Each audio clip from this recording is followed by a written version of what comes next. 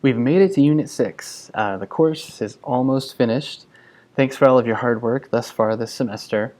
As you've probably already noticed, this unit follows a different pattern than the others.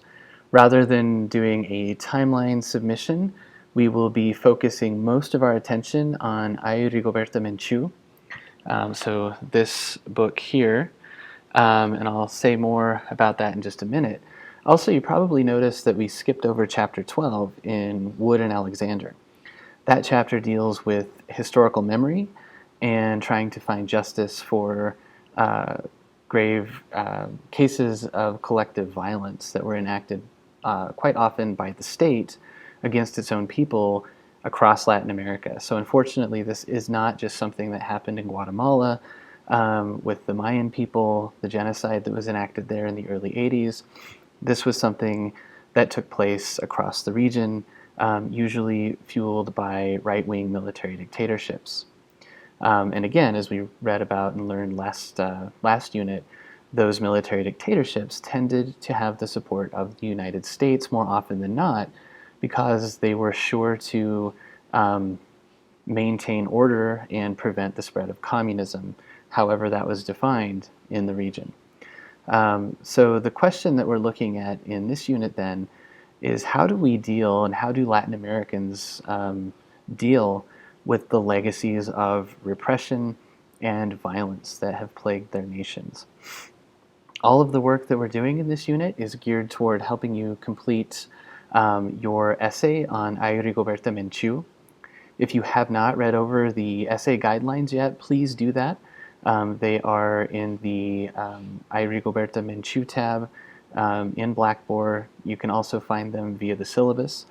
I've given you a bit of background information about the book itself, about how it was created. It wasn't an autobiography or a simple memoir, but instead it was something that anthropologists and a member of the party that Rigoberta Menchú was associated with in Guatemala, they recorded interviews with her in Paris in 1983.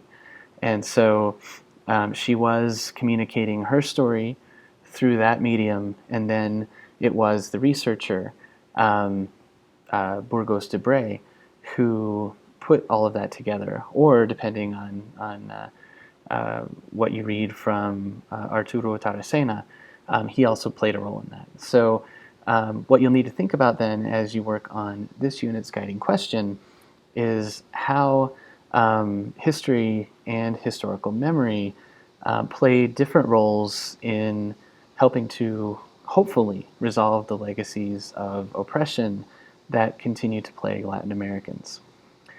For that, you'll have to define the terms history and historical memory. Chapter 12 in Wood and Alexander goes a long way toward that end. It contains an excerpt from Ay Rigoberta Menchú. It also contains an excerpt from David Stoll's work. He was the anthropologist who did interviews with other Maya people and other Maya groupings. Remember that, as Menchú points out early on in the book, that there are, I'm forgetting off the top of my head, but there are over 23 different linguistic and cultural groups among the Maya.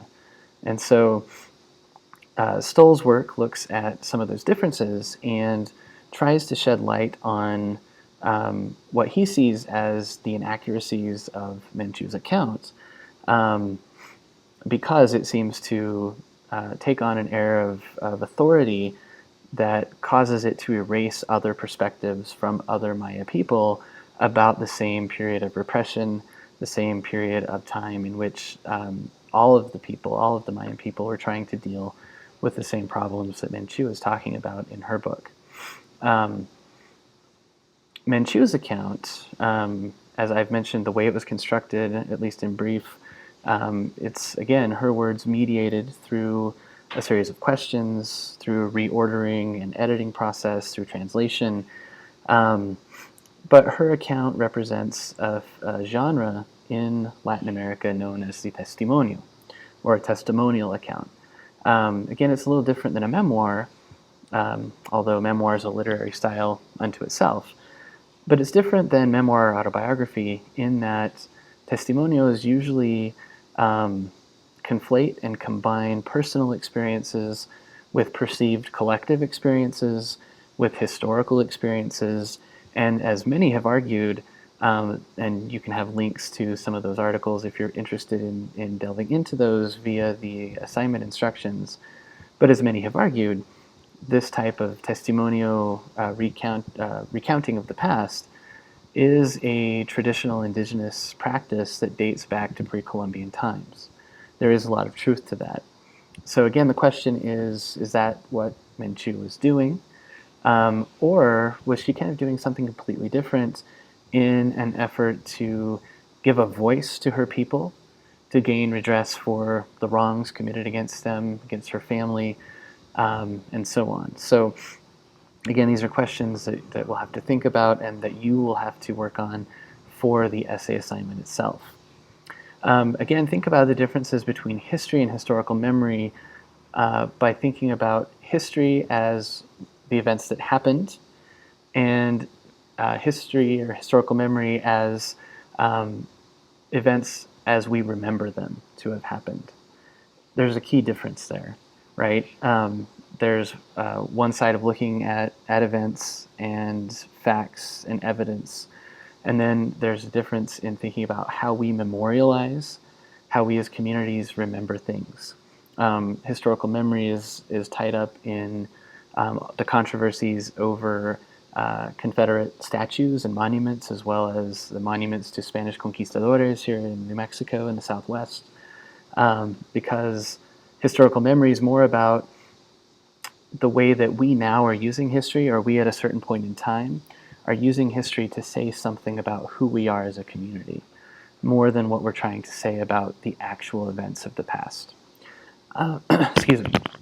Both of those are at work in Menchú's account and in these legacies of repression. So all of that said, again, remember that you don't have a timeline post this week. You will be working on Twitter. You'll focus on Ay Rigoberta Menchú, Chapter 12, in Wood and Alexander. I've also given you a PDF reading from Arturo Terracenas about his role in the creation of Ay Rigoberta Menchú. All of these, again, will help you to address the question that you need to answer for the essay assignment, which is, let me get it in front of me here. So again, you scroll down through all of the context that I've given you in the assignment instructions. You'll write an essay that's 600 to 800 words, and that addresses this question. In what ways does Ay Rigoberta Menchú bring together history and historical memory, and what does the book tell us about La Violencia in Guatemala? So again, think about how you can bring evidence from her book into your essay to answer that question. The answer to that question will be your thesis statement and the focus of your paper. And you'll also want to bring in evidence from Wood and Alexander, Chapter 12, for that.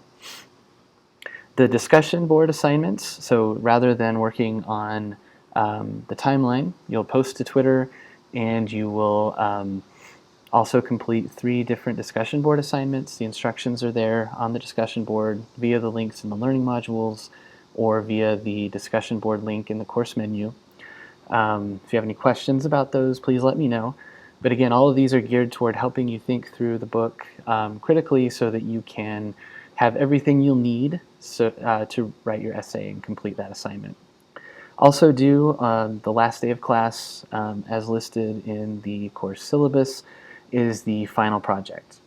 That requires you to create your own Tiki-Taki account, make your own Tiki-Taki timeline, in which you just copy and paste over all of the timeline contributions that you've completed for the class this semester. So you'll collect all of your work on the timeline into one place on your own timeline so that you can evaluate that. You'll be thinking about how you have applied historical thinking principles and concepts in your work on the timeline. You'll answer the set of questions that is there in the final project instructions.